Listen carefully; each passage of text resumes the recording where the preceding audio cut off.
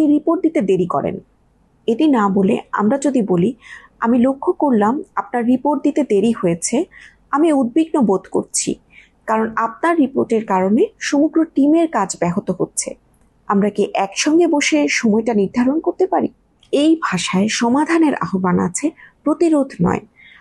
একটি প্রতিষ্ঠানের সাফল্য শুধুমাত্র দক্ষ কর্মী এবং উন্নত প্রযুক্তির উপরই নির্ভর করে না, একটা বড় ভূমিকা পালন করে ওই প্রতিষ্ঠানের মানবিক পরিবেশ। এনভিসি ব্যবহারের মাধ্যমে সহকর্মীদের মধ্যে ভুল বোঝাবুঝি কমে, সহযোগিতা বাড়ে, নেতৃত্ব হয় আরও মানবিক।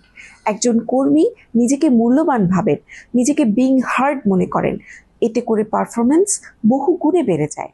বর্তমান কর্পোরেট পরিবেশে ইমোশনাল ইন্টেলিজেন্স এবং সাইকোলজিক্যাল সেফটি নিয়ে যত আলোচনা হচ্ছে, এর ভিত্তি করে দেয় এনভিসি।